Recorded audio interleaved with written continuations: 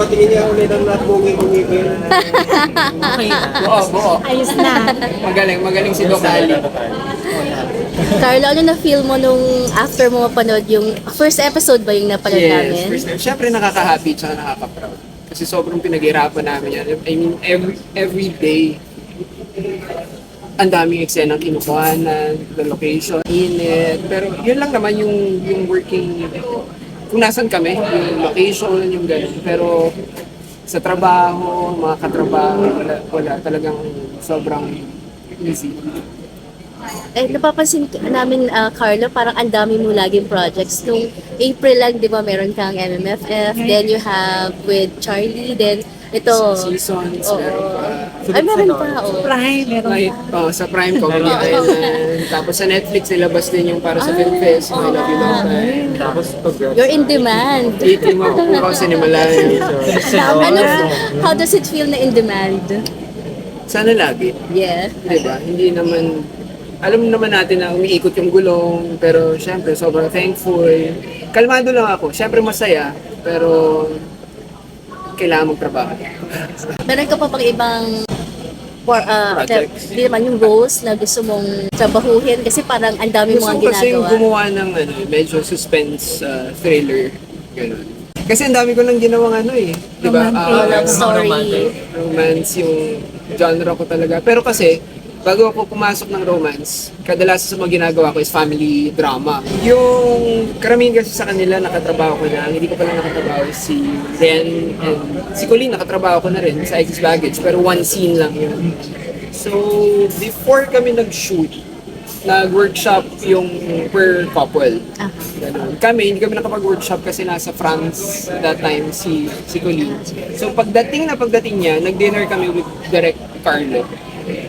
Tapos na-appreciate ko ng sobra si Colleen doon kasi sobra siyang welcoming. Sobra siyang nag-open up sa buhay niya.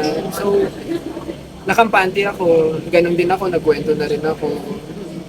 Ang saya lang nung working relationship with them. Hindi ba nagselo si Billy? Hindi, kaibigan ko si Quiz eh. Oh, nice.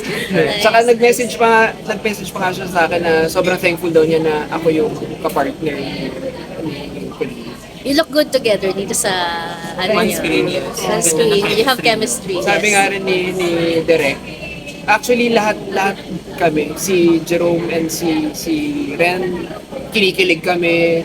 Kaya lang kasi yung kay Raisa at saka kay Kiko, medyo iba yung storyline nila. May anak na sila, ganun. Kaya sa tatlong couples, sila yung talagang mabigat. Yung young parents, di ba, na ang bata nagkaanak, tapos ang ganda ng series. Tsaka relatable, di ba? Yes. Yung honeymoon stage na pinagdadaanan ng lahat sa atin. Tapos may ibang episode dyan, ipapakita na sa kalagitnaan na. At saka hindi siya kasi krono. So kailangan mong hindi siya, yung pagkakasunod-sunod niya, di ba, lumalaktaw-laktaw. So kailangan, kayong lahat guys, yung mga nag-video, sana panoorin nyo lahat ng episode. 99 pesos. Di ba? I mean, Tama. 99. Tapos ang daming ginagawang content ng Viva One monthly na nilalabas nila. Tsaka quality, di ba? Yes. Maganda yung mga storya, maganda yung cinematography, mahusay yung mga director and writers. Without spilling too much, Carlo, ano yung favorite scene mo na ginawa dito sa series? May scene din kasi kami doon ni April ni Colleen na nililinis niya yung ngipin ko. Okay. One of the first scene na kinuhanan namin yun. Yun yung isa sa mga paborito ko kasi wala pa kaming icebreaker na eksena. Ngumanga na ako sa harapan niya ng nakaganon. Hindi ba yung nakaka-conscious? Nakaka-conscious. Tapos nagkamali pa siya ng kuha. Actually, yun naman talaga, hahanginan. Kaya lang, naitutok niya sa ilong ko. So, lahat ng hangin pumasok ngayon sa ilong ko. Ayun daw. Nice. Last two questions po. Okay naman. ano yung bagay kaya na magpapasuko sa'yo pagdating sa pagiging? Ang hirap na. Kasi parang nakikita namin, Nakita mo yung nahihirapan. parang nakikita namin from light, pero feeling ko merong heavy drama scene sa doon. Meron na talaga. Just Sakit talaga siya. Hindi ko alam. Siguro pag sinukuan na ako, ganun. Or yung feeling ko hindi na healthy. Ito not necessarily sa partner mo. Pwedeng sa, kasi di ba minsan sinusuko mo rin ang pamilya, ang kaibigan, di ba? Kapag ka feeling mo hindi na healthy yung relationship mo with someone, di ba? Di ba? Hindi. Tapos yung pakiramdam mo na binigay mo din naman, di ba? Nagbigay ka, nagbuhos ka ng lahat ng kaya ng pagmamahal mo. Pero hindi pa rin. Feeling ko, pero ang ganda nga na sinabi ni Carlo, ni Direk Carlo, na hindi ibig sabihin na sumuko ka. Mahina yun. Yes. Na yun yung madali. Kasi merong iba na sumusuko pero mahal pa rin nila. Oh.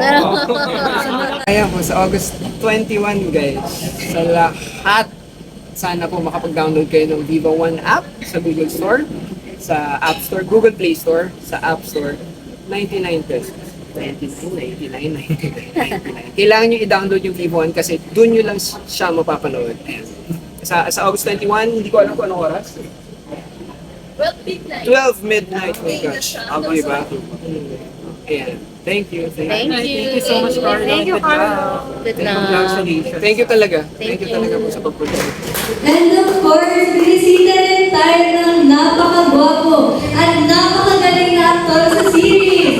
Please all welcome Carlo Aquino! Hello, magandang tanghali po sa inyo lahat. Di ba ang ganda? Light lang, nakakakilig, naririnig ko kayo ngayon. Oh! Sabi nila. Maraming po salamat sa lahat na pumunta kayo tanghali. Sana nag-enjoy kayo. Tsaka maraming mga episodes. Ito lang yung light.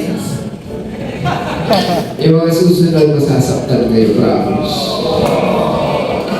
Again, thank you po. Sana masuportahan niyo kami. Sa August 21 na po kami. Nandito po si Ren, kasama ko. Ayan, si Ren, si Jerome, kasama ko, Jerome Ponce, si Reza Sinon, and si Vico Estrada, and of course, my Ali, co-leader si Maraming po salamat ulit sa pagpunta ninyo. Thank you.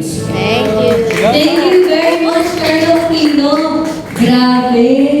Kinilig ako. Vampira.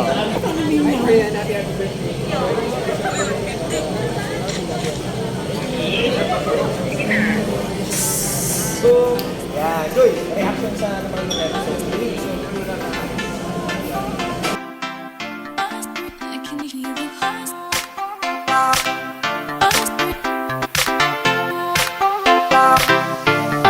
I can hear the heart. I can hear the heart. Feel the heart.